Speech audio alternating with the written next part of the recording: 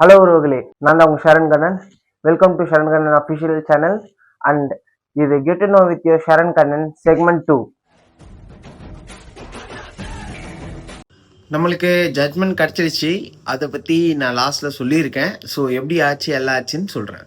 Announce ஆக போகிற ஒரு ஜட்மெண்ட் பற்றி, அதுவும் இல்லாமல் நம்ம விஜய் அண்ணாவோட ஜனநாயகம் பட ரிலீஸ் பற்றி, அதுக்கு ஆதரவு தெரிவித்த அன்எக்ஸ்பெக்டட் ஆதரவு, முக்கியமாக சொல்லணும்னா அன்எக்ஸ்பெக்டட் ஆதரவு தெரிவித்த மக்கள் அவங்கள பற்றியும் நான் வந்து கடகடன்னு சொல்ல போகிறேன். ஜனநாயகம் ஜனவரி 9th தான் ரிலீஸ்னு எல்லாருக்கும் நம்மளுக்கு தெரியும். அது கேன்சல் ஆயிடுச்சுன்னு எல்லாருக்கும் தெரியும். அதே மாதிரி ஜனவரி 9th அன்னைக்கு தான் வந்து கோர்ட்ல வந்து 10:30 மணி நம்மளுக்கு ஆர்டர் பாஸ் ஆகுது, ஜட்மெண்ட் கொடுக்க போறாங்க அப்படின்னு சொல்லிட்டு நான் லாஸ்ட் வீடியோ கொடுத்துருந்தேன். லாஸ்ட் வீடியோ பார்க்கலன்னா டிஸ்கிரிப்ஷன்ல லிங்க் கொடுத்துருக்கேன். அந்த லாஸ்ட் வீடியோ பார்த்தீங்கன்னா உங்களுக்கு அது புரியும். அண்ட் இப்போ சப்போஸ் 10:30 மணிக்கு ஜட்மெண்ட் வந்து நம்மளுக்கு கொடுத்துட்டா இன்னைக்கு படம் ரிலீஸ் ஆயிடுமா அப்படின்னு நீங்க கேட்டீங்கன்னா அது கொஞ்சம் சேலஞ்சிங்கான ஒரு விஷயம் தான். ஏன்னா இவங்க வந்து ஜட்மெண்ட் கொடுத்த பிறகு இவங்க சிபிஎஃப்சி கிட்ட எடுத்துட்டு போயிட்டு அதை ஆத்தரைசேஷன் வாங்கி சர்டிஃபிகேட் வாங்கணும். அந்த சர்டிஃபிகேட்டை வந்து இந்தியா ஃபுல்லாக டிஸ்ட்ரிபியூட் பண்ணணும். இது வந்து ஒரு 1 hour 2 hourல நடக்கிற ஒரு ப்ராசஸ் இல்லை. அப்படியே வந்து ஜனநாயகம் டீம் பண்ணாலும் ஃபர்ஸ்ட் ஜட்மெண்ட் நம்மளுக்கு ஃபேவராக வருமானு பார்க்கணும். அதுக்கப்புறம் ஃபேவராக வந்த ஜட்மெண்ட் எடுத்துமே சிபிஎஃப்சி கிட்ட வந்து நம்ம கொடுத்தாலும் அவங்க வந்து அக்செப்ட் பண்ணிட்டு நம்மளுக்கு உடனே வந்து சர்டிஃபிகேட் இஷ்யூ பண்ணுறாங்களான்றத பார்க்கணும். ஸோ நிறைய ஸ்ட்ரகிள்ஸ் இருக்கு. அதை பற்றி தான் நம்ம இந்த வீடியோவில் பேச போகிறோம். கேவின் ப்ரொடக்ஷன் சைட்லேருந்து ஒரு போஸ்ட் போட்டிருக்காங்க. என்னன்னு சொல்லிட்டு போஸ்ட் போட்டிருக்காங்கன்னு பார்த்தீங்கன்னா, இது மாதிரி வந்து ஜனநாயகம் 9ஆம் தேதி தான் ரிலீஸ்ன்னு சொல்லிட்டு நாங்கள் சொல்லியிருந்தோம். சில பல பிரச்சனை என்ன நடக்குதுன்றது மக்கள் உங்களுக்கும் தெரியும். அந்த பிரச்சனைகள்னால எங்களால் வந்து இப்போ ரிலீஸ் பண்ண முடியல, நாங்கள் படத்தை போஸ்ட்பான் பண்ணுறோம் அப்படின்னு சொல்லிட்டு அவங்க அஃபீஷியலாக வந்து ஒரு போஸ்ட் போட்டாங்க. அண்ட் இது எங்கள் கையில் இல்லை, அதனால தான் நாங்கள் இந்த முடிவு எடுக்க வேண்டியதாக இருக்குது, அதுக்கு எங்களை மன்னிச்சிடுங்க அப்படின்னு சொல்லிட்டும் அவங்க போஸ்ட் போட்டிருக்காங்க. இது அவங்க கையில் கண்ட்ரோல் இல்லாத ஒரு விஷயன்றத அவங்க வந்து சொல்கிறாங்க. அண்ட் சில பல பிரச்சனைன்னு அவங்க சொன்னது என்னதுன்னு உங்களுக்கே தெரியும். அந்த சென்சார் சர்டிஃபிகேட் இஷ்யூ தான். ஆல்ரெடி நான் சொன்ன மாதிரி என்னோட ஓல்டு வீடியோவில் இருக்கும். அந்த ஓல்டு வீடியோவுக்கான லிங்க் வந்து டிஸ்கிரிப்ஷனில் கொடுத்துருக்கேன், போய் பாருங்கள். அந்த சென்சார் சர்டிஃபிகேட் கொடுக்காதனால தான் நம்மளால வந்து படம் ஒன்றும் ரிலீஸ் பண்ண முடியலன்னு சொல்லிட்டு நிறைய பேருக்கு தெரியும். மேலே ஒன்றா சொல்லியிருக்காங்கன்னு பார்த்தீங்கன்னா, இது வந்து ஒரு ஈஸியான விஷயம் இல்லை, எங்களுக்கும் ரொம்ப கஷ்டமானதான் இருக்கு. எங்களுக்கு உங்களோட நிலைமையும் புரிஞ்சுக்க முடியுது ஆஸ் அ வந்து விஜய் அண்ணா ஃபேனா.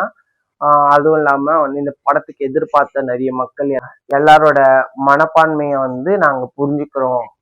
ஸோ நீங்கள் வந்து எங்களுக்கு எப்பயும் ஆதரவு தெரிவிக்கிற மாதிரி ஆதரவு தெரியுங்க. உங்களோட ஆதரவு தான் வந்து எங்களோட ஸ்ட்ரென்த்து அப்படின்னு சொல்லிட்டு கேவிஎன் ப்ரொடக்ஷன் போட்டிருக்காங்க. அது மட்டும் இல்லாமல் லாஸ்ட்டாக ஒரு லைனில் வந்து மென்ஷன் பண்ணியிருக்காங்க, இதை முன்னிட்டு வந்து நீங்கள் யாருக்கிட்டையும் வந்து கோபமாகவும் ஆவேசப்பட்டவும் வேண்டாம், அன்பா பணிவா வெயிட் பண்ணுங்க, நம்ம படத்தை என்னைக்கு ரிலீஸ் பண்ணாலும் பண்ணதான் போகிறோம் அப்படின்னு சொல்லிட்டு சொல்லியிருக்காங்க. அண்ட் நான் சொன்ன மாதிரி அன்எக்ஸ்பெக்டடாக வந்து சில மக்கள் வந்து நம்மளுக்கு வந்து சப்போர்ட் தெரிவிச்சிருக்காங்க, அதாவது நம்ம விஜய் அண்ணாக்கு சப்போர்ட் தெரிவிச்சிருக்காங்க அப்படின்னு சொன்னல, அது யாருன்னு பார்த்தீங்கன்னா காங்கிரஸ். தமிழ்நாடு காங்கிரஸ் வந்து ஜனநாயகம் படத்துக்கு வந்து ஆதரவு தெரிவிச்சிருக்காங்க. உங்களுக்கே தெரியும், தமிழக காங்கிரஸ் வந்து டிஎம்கே கூட ஒரு செகண்ட் பிகஸ்ட் ஸ்டேக் ஹோல்டர் அப்படின்னு சொல்லிட்டு அவங்க வந்து நம்ம டிவிகே விஜய் அவர்கள் நடித்த ஜனநாயகம் படத்துக்கு வந்து ஒரு சப்போர்ட் தெரிவிச்சிருக்காங்க. அந்த சப்போர்ட்ல வந்து என்னன்னு சொல்லிட்டு ஒரு போஸ்ட் போட்டிருக்காங்கன்னு பார்த்தீங்கன்னா, இதுல நிறைய மினிஸ்டர்ஸும் போட்டிருக்காங்க, நிறைய பார்லிமெண்ட் பீப்புளும் போட்டிருக்காங்க காங்கிரஸ்ல இருந்து. என்னன்னு போட்டிருக்காங்கன்னா, மிஸ்டர் மோடிஜி, இந்த மாதிரி வந்து பாலிடிக்ஸ்ல உங்களுக்கு வந்து விஜய் கூட ப்ராப்ளம்னா டிவிகே விஜய் கூட மோதுங்க, ஆக்டர் விஜய் கூட மோதாதீங்க. உங்களால முடிஞ்சது சீக்கிரமா அந்த சர்டிபிகேட்டை இஷ்யூ பண்ணி அந்த படத்தை ரிலீஸ் பண்ண விடுங்க. அதுதான் நம்ம ஆர்டிஸ்ட் கொடுக்குற மரியாதை. அண்ட் இது ஒரு படமா பார்க்கணும், ஆர்டிஸ்டிக்கா மட்டும் தான் பார்க்கணும். உங்க பாலிடிக்ஸ் ஃபைட் எல்லாம் இதுல கொண்டு வரக்கூடாது. So as soon as possible நீங்க வந்து இந்த படத்தை ரிலீஸ் பண்றதுக்கு என்ன வழியோ அதை பண்ணுங்க அப்படின்னு சொல்லிட்டு தமிழ்நாடு காங்கிரஸ் வந்து அவங்க சைட்ல இருந்து வந்து ஒரு போஸ்ட் போட்டிருக்காங்க. அண்ட் அந்த போஸ்ட்ல வந்து மென்ஷன் பண்ணியிருக்காங்க, உங்க அரசியல் ஆதாயத்துக்காக தமிழ்நாடு மக்கள் வந்து பார்த்துட்டு பொறுத்துட்டு இருக்க மாட்டாங்க அப்படின்னு சொல்லிட்டு மென்ஷன் பண்ணியிருக்காங்க. இன்னொன்னு பாத்தீங்கன்னா, சிம்பு அண்ட் ரவி மோகன் ஆன பெரிய பெரிய ஆர்டிஸ்டும் வந்து விஜய் அண்ணாக்கு சப்போர்ட் பண்ற மாதிரி ட்வீட் போட்டிருக்காங்க. என்னன்னு சொல்லிட்டு பாத்தீங்கன்னா, விஜய் அண்ணா நீங்க எதுக்கும் ஃபீல் பண்ணாதீங்க, என்னைக்கு நம்ம படம் ரிலீஸ் ஆகுதோ அன்னைக்குதான் வந்து உண்மையான பொங்கல், நம்ம படம் நல்லபடியா ஓடும் அப்படின்ற மாதிரியும் வந்து ட்வீட் போட்டிருக்காங்க. உங்க மனசுல ஒரு கேள்வி இருக்கும், அப்ப போஸ்ட்பான் ஆயிடுச்சு படம், அப்ப என்னைக்கு போஸ்ட்பான் டேட்டு, என்னைக்கு வந்து திரும்பி ரிலீஸ் பண்றதுக்கான டேட் அனௌன்ஸ் பண்ணிருக்காங்க அப்படின்னு சொல்லிட்டு எனக்கு கேட்டீங்கன்னா தெரியாது. இந்த சிபிஎஃப்சி அதாவது சென்சார் போர்டு வந்து 27 கட்ஸ் வந்து ஒரு படத்துல கொடுத்துருக்காங்க நம்ம ஜனநாயகம் படத்துக்கு. அதுவும் இல்லாம இது வந்து ரொம்ப ஒரு அன்யூஷுவலான ஒரு திங். மோஸ்டா படத்துங்களுக்கு பாத்தீங்கன்னா ஒரு 10ல இருந்து 15 கட் வரதே ஒரு பெரிய விஷயமா இருக்கும். அவ்வளவுதான் வந்து மேக்சிமம் வரும். பட் நம்ம ஜனநாயகம் படத்துக்கு தான் பாத்தீங்கன்னா 27 கட்டு வந்து கொடுத்துருக்காங்க. அந்த கட்ஸ் எல்லாம் வந்து ரிமூவ் பண்ண சொல்லியிருக்காங்க. அதையும் வந்து நம்ம மக்கள் வந்து, அதாவது நம்ம ப்ரொடியூசர், டைரக்டர் அவங்கலாம் வந்து என்ன பண்ணிருக்கோம், கட் பண்ணிட்டு அவங்க ரீசப்மிட் பண்ணியும் நமக்கு இன்னும் சர்டிபிகேட் இஷ்யூ பண்ணல. சிபிஎஃப்சி வந்து நம்ம கேவிஎன் ப்ரொடக்ஷனை கன்சிடரே பண்ணல. எப்படி பார்த்தாலும் 500+ crores வந்து இன்வெஸ்ட் பண்ணியிருக்காங்க. இது ஒரு ஹியூஜ் அமௌண்ட். அவங்களுக்கு எவ்வளவு பெரிய லாஸ் ஆகும் இதை பத்திலாம் எதுவுமே யோசிக்காம இது மாதிரி பண்ணிட்டு இருக்காங்க. ஜனவரி 9th, அதாவது நீங்க இப்ப வீடியோ பார்த்துட்டு இருப்பீங்க, இல்ல நாளைக்கு கூட கொஞ்சம் பார்க்கலாம். ஆனா ஜனவரி 9th 10:30 மணிக்கு ஜட்ஜ்மெண்ட் வருது. இது பாத்தீங்கன்னா ஒரு சிங்கிள் ஜட்ஜ் கோர்ட். அது வந்து பிடி உஷா அப்படின்ற ஒரு ஜட்ஜ் தான் வந்து நம்மளுக்கு ஜட்ஜ்மெண்ட் கொடுக்க போறாங்க. அப்போ படம் நாளைக்கு ரிலீஸ் ஆயிடுமா அப்படின்னு கேட்டீங்கன்னா அதுவும் நம்மளுக்கு நிச்சயமா தெரியாது. ஏன்னா வந்து அபிஷியலா நம்மளுக்கு ப்ரொடக்ஷன் சைட்ல இருந்தும் டைரக்டர் சைட்ல இருந்தும் எந்த ஒரு நியூஸுமே வரல, அப்டேட்டும் வரல.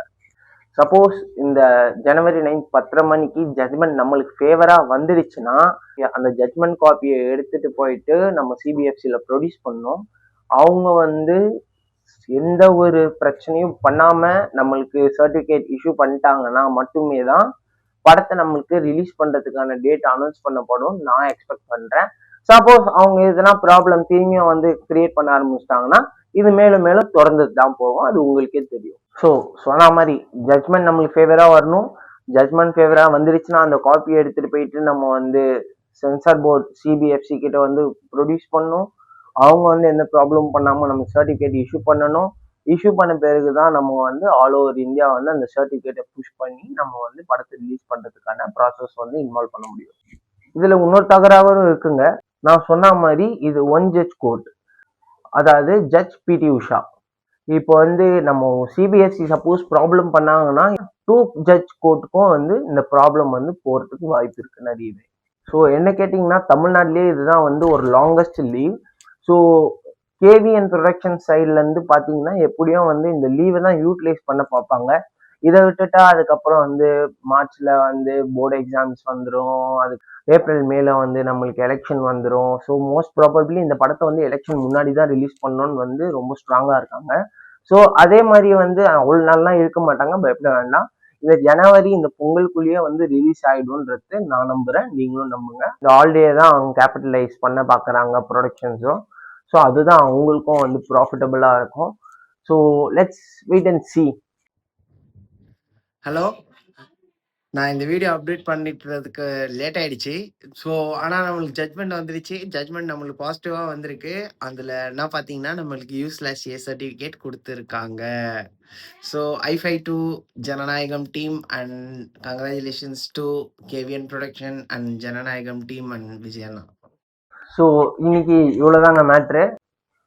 ஸோ இந்த மாதிரி நிறைய விஷயம் என்ன நடக்குது நம்மளை சுற்றி, நம்ம ஸ்டேட்டில், நம்ம இந்தியா லெவலில், என் வேர்ல்டு லெவலில் கூட வந்து ரொம்ப முக்கியமான நியூஸ்னா அதை பற்றி நான் ஒரு செக்மெண்ட்டாக கண்டிப்பாக போடுவேன். அந்த செக்மெண்ட்ஸ்லாம் வந்து உங்களுக்கு இன்ஃபர்மேஷன்ஸ்லாம் உங்களுக்கு வந்து சேரணும்னா Sharan Kannan official channel subscribe பண்ணிக்கோங்க. இந்த மாதிரி என்டர்டெய்னிங், ஃபன் அண்ட் இன்ஃபர்மேட்டிவ் வீடியோஸ்க்காக ஷரண் கண்ணன் அஃபிஷியலை சப்ஸ்கிரைப் பண்ணிக்கோங்க. இதோட get to know with Sharan Kannan segment 2 முடியுது. Until that, signing off, Sharan Kannan.